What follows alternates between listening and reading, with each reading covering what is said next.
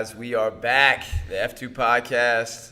I'm here with PC Henry, our strength and conditioning coach. I'm also here with Nick Izzo, who is our media specialist. I mean, this guy is phenomenal, and Nick is going to lead us in to what we're talking about today. So what are we talking about today, Nick?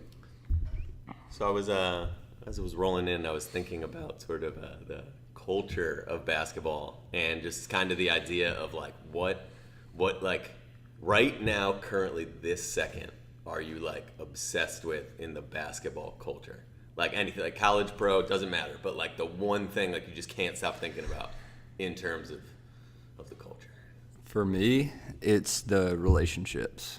Like at the college level, at the AAU level, up to the pro level, like it's so interesting to me, and it's just different than when I came through. And it's not that you disliked everybody that wasn't on your team, but there was like guys are so connected now.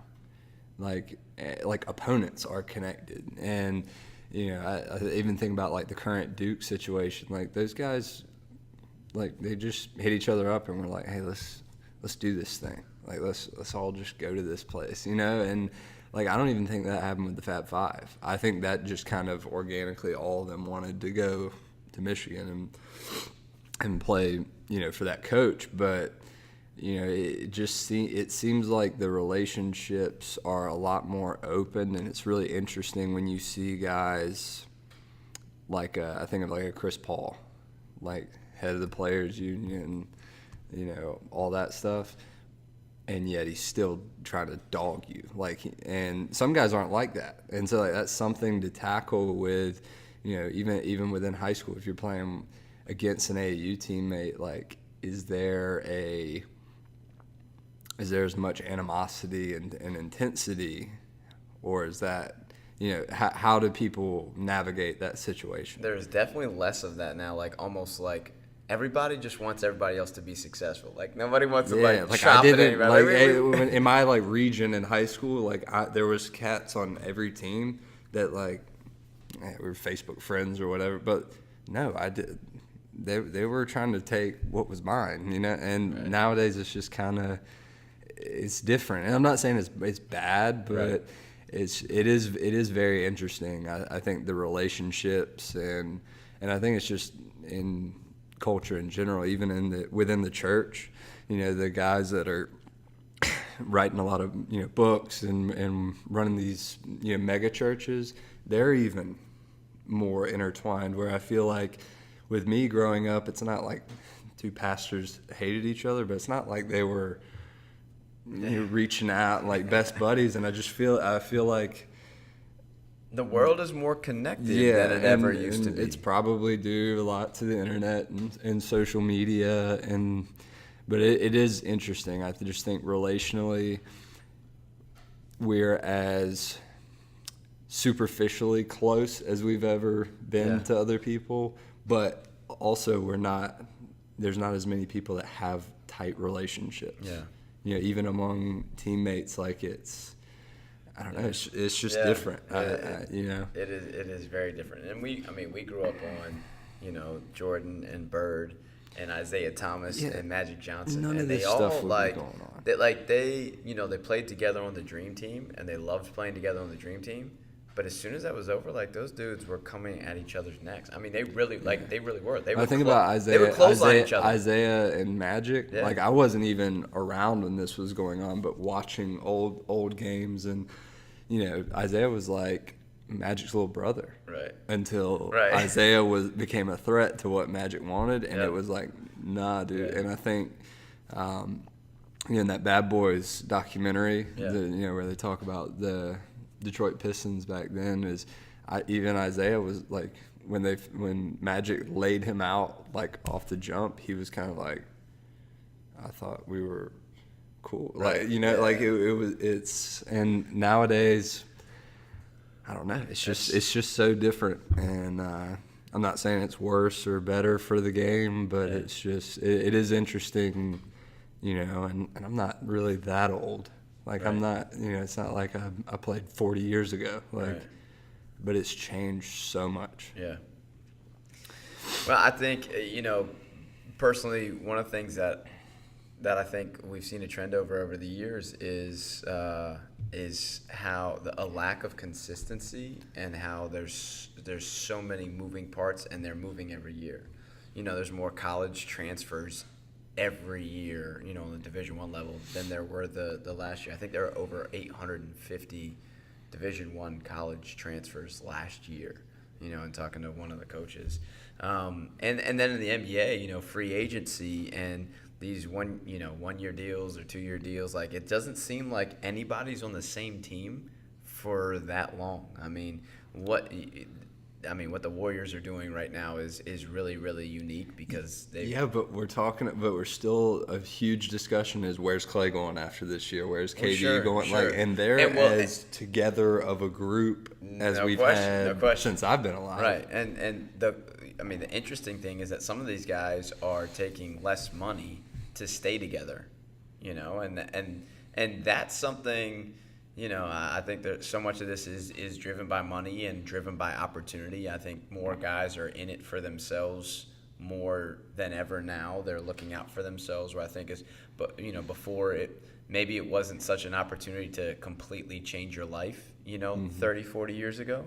And now, because of how much money is in it, there's such an opportunity, financially to change your life, that these guys are really just thinking, if I can get that one paycheck, if I can get that one big contract, if I can get that one big deal, I'll win after. Yeah, then me and my family are set. Or I'll win first, and then right. I'm right. out. And because of that, I think you have more and more college transfers, because these guys in college think, well, this situation hasn't been right for me, and I need to go to the league so I can get that money, and they don't realize how hard it is to get to the league or to get a contract, and so you've got so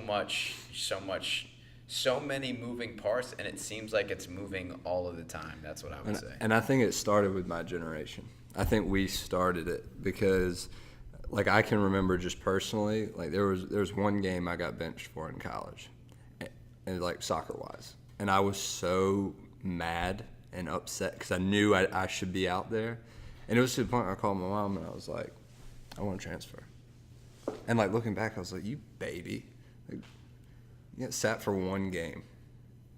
You know what I mean? But, like, it's our fault. We just kind of nudged the snowball, and now it's just it's just normal now. Yeah. And I was looking, I think it was Alex Kennedy put on Twitter the other day, the highest paid players on NBA rosters, and the bad teams are their highest paid players shouldn't be the highest paid player, but these guys are taking opportunities, and you can't fault them for it. But it does make me wonder, like, when are some of these teams going to wake up and be like, no, like, I'm not paying you that, you're not worth that.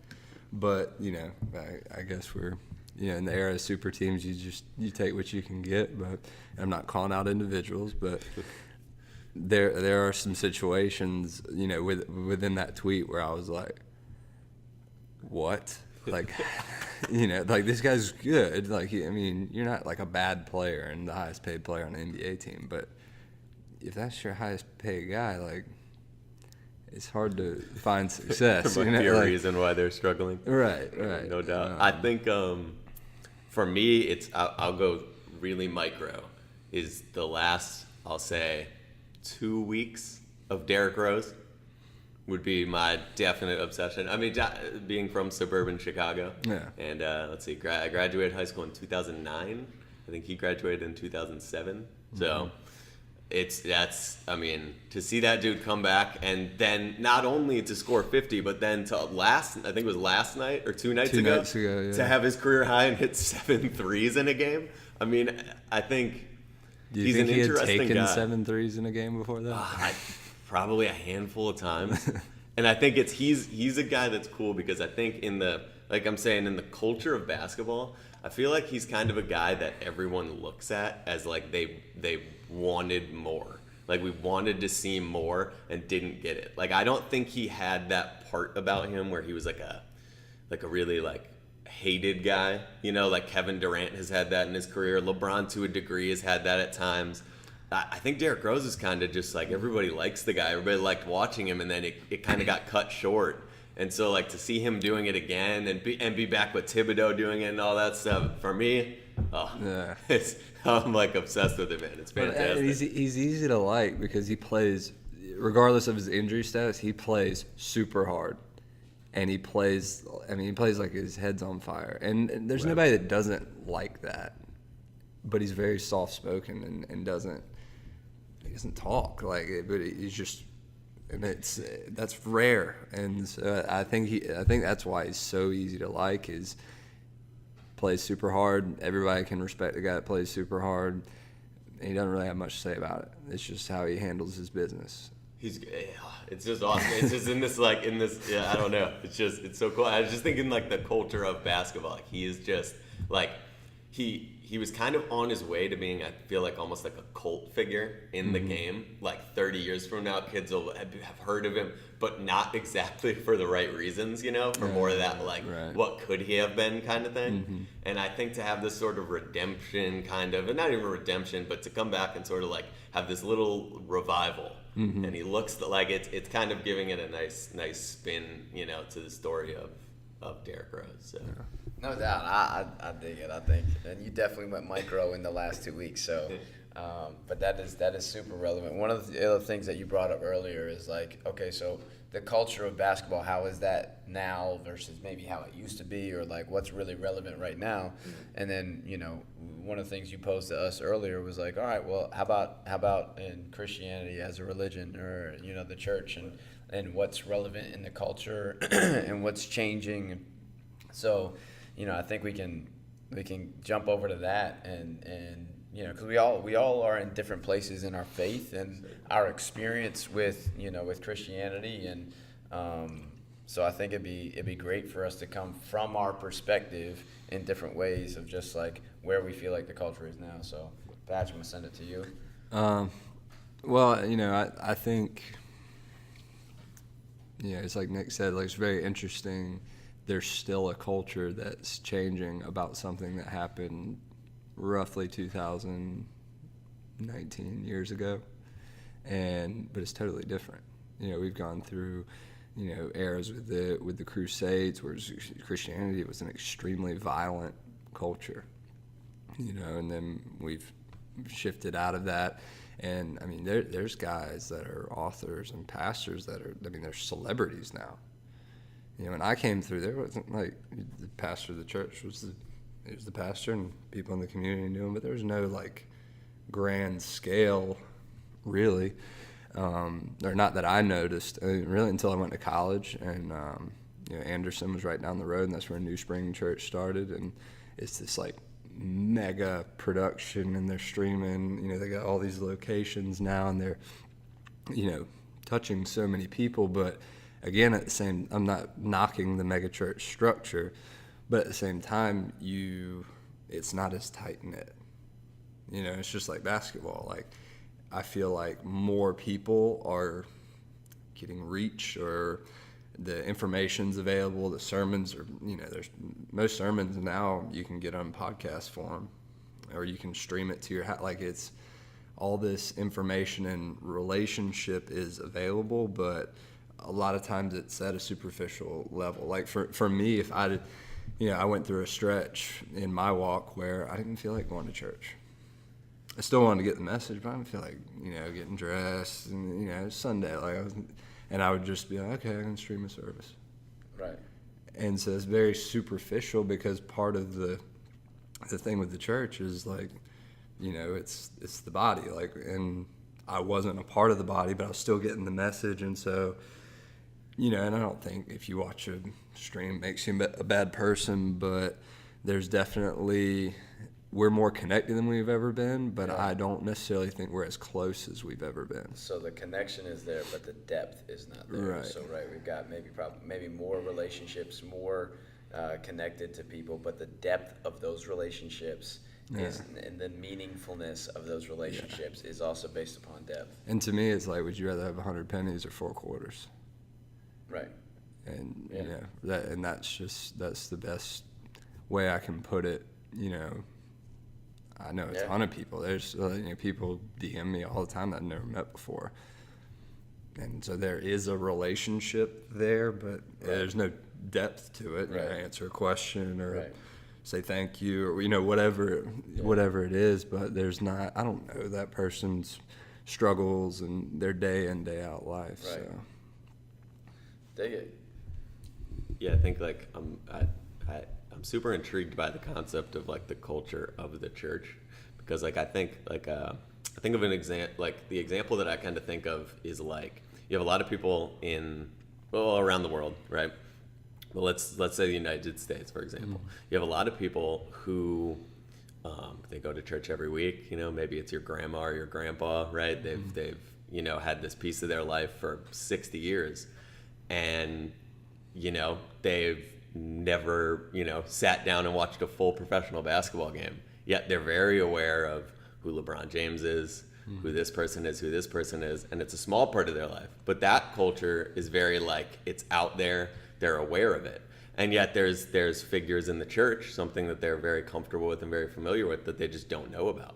They don't kind of have that same, it doesn't have that same sort of reach in some way with the culture. And I think when I look at it like that, it's, I guess what I wonder is, how, is it how the message is being spread, and is it sort of this, resistant to change kind of thing, not using the technology, I guess, coming from the media side right here.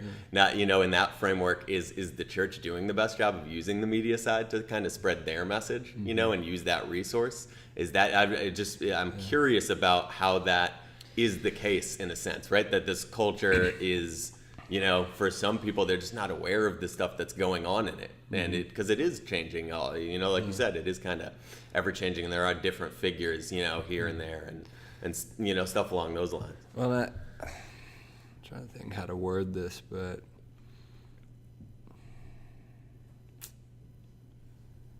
I don't think there's anything wrong with getting the message out to the masses, but I just think it's very important to be aware of when there's an opportunity to, if Colin posts something with, a message, about what he's noticing in his walk, and somebody DMs him or comments or reaches out, like, I think his execution on that and being like, let's get together, let's get a phone call, let's talk about it. I think that's where we get the best of both worlds.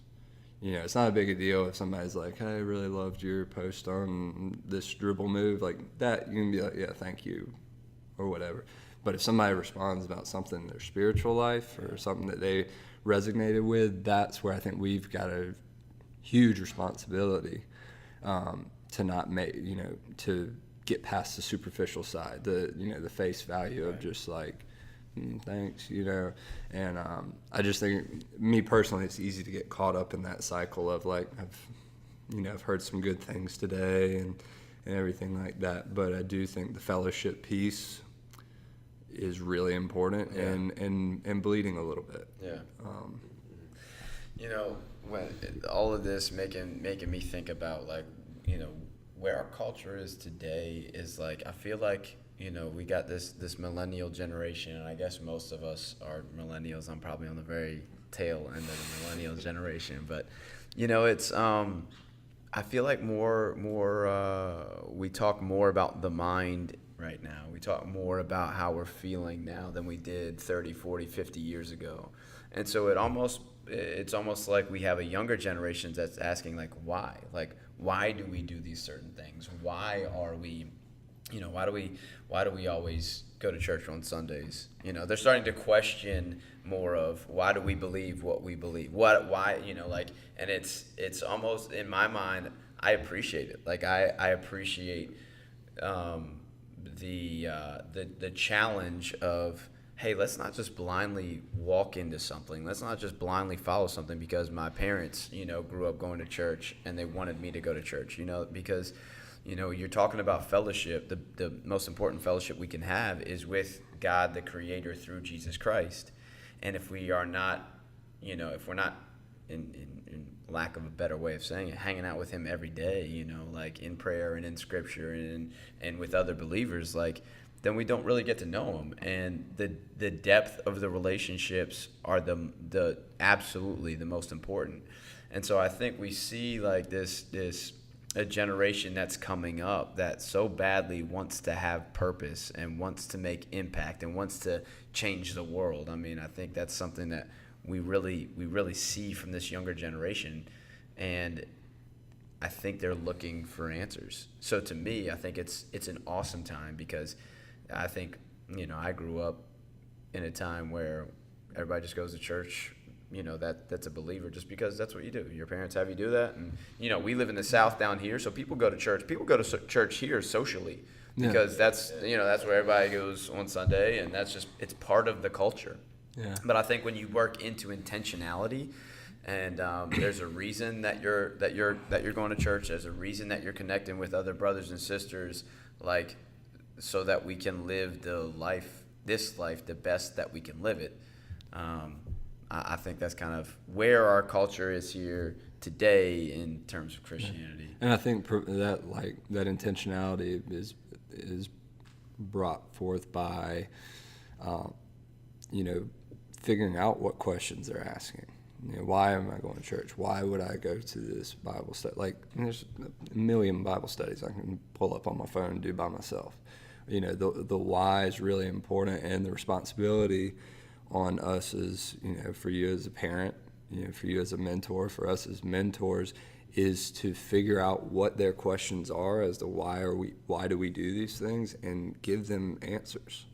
Because they don't know, but that's give them answers. But a lot of times we don't have the answers, and see what. No, but I'm talking about the traditions. Why do we go to church? Why do we? Yeah. Why are these structures in place? And to be honest, the hard thing for me is that a lot of the traditions I don't even agree with. Yeah.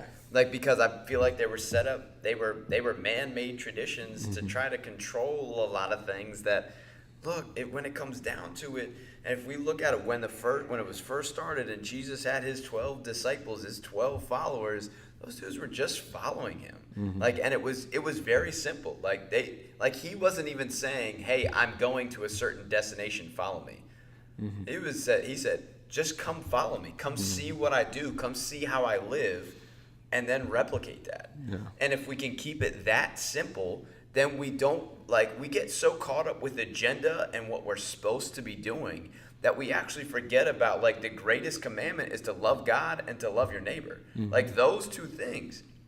And we get away from that because we think that we're supposed to be doing it. Yeah, we got a checklist. We've got an agenda that's supposed to get done. We're supposed to be doing all these different things. And because we get in that agenda, then we actually forget that person that's over there that's actually hurting, that needs to be loved. Mm-hmm. We forget that. And we also forget that love doesn't mean that we just have compassion on people. Love means that we also stand up for what's right and stand up and stand against what's wrong. Mm-hmm. That's love, because love, to me, sacrifices the good of the self for the better of the whole. Mm-hmm. And we live in a day and age now where the better of the whole is definitely secondary to the betterment of self, right? And that kind of goes back to what I was saying about the basketball culture of everybody's shifting around just so they can position themselves the best, right? Because that's honestly what the game is coming to. There's so much money, that's what it is. But the winners don't care about all that. No, they care less right, than they care, the right, next. Right. Because because they know it's about the team first. And in the same thing, in the Christian culture, this is absolutely about the body of Christ. What we say is, as the body of believers, it's not just about the church building that you go to on Sunday, because in reality, there should not be a church that's different than another church. We are all followers of Jesus. It doesn't matter what denomination you are and this and that. It really just it matters where your heart is towards God. And I personally get frustrated with at times with the institutionalization of things, because we lose the heart of the matter. And I think what's really dangerous within the institutional part of it is a lot of people don't have an answer for why we're doing these things. Yeah. It's how we've always done it. Right. That's lethal. That's terrible. If I go, why are we doing this, in the gym? If I'm why are you teaching this? Why are you doing this drill? And you go, it's just what I've always done. Right. That's not going to sell me on what you believe to be truth on the court. Right. And it's the same thing that applies, within the church and traditions and stuff like that. And so we really got to check ourselves. And that's what I was saying earlier about us. We don't have to have all the answers, but if we're asking someone to do something, we need to be able to say why. Absolutely. Not just because, you don't want to, if someone's new to the church and they're sitting with you, you brought them to church, and they hand around the tithe and offering plate, and they're like, why do you do that? And you're like, well, we've just always done it.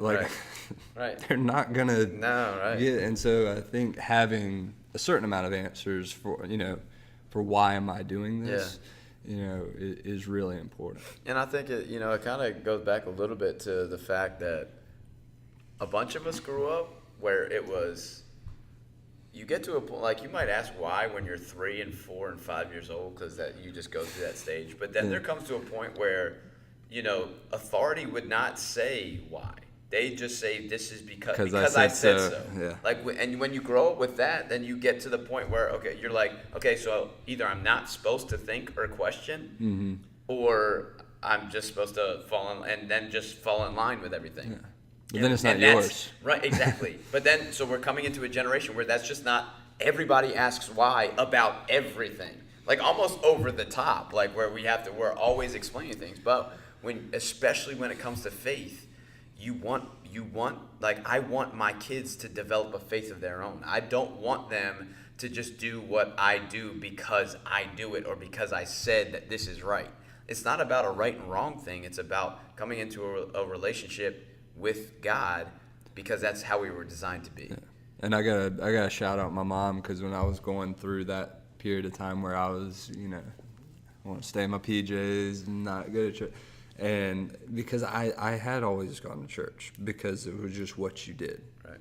And I kind of knew it, but it wasn't it wasn't at the front of my mind, because to me it was I'm getting the message. It was I. It was all about me. Yeah. And she was like, no, part of the reason we go to church is to have fellowship with others. Right. And that's a tool and a weapon that God can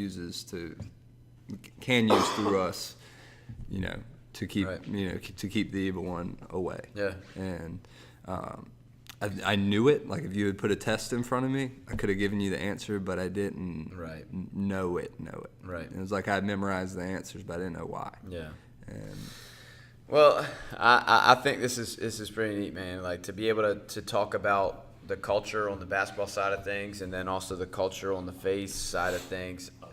Yeah, hold on. Coach Izzo's clipping in. I had to check the camera. So you saying that, I was thinking, I think some of the coolest stuff that you see in culture and the culture of these things is when you kind of have these two different cultures and they kind of smash into each other.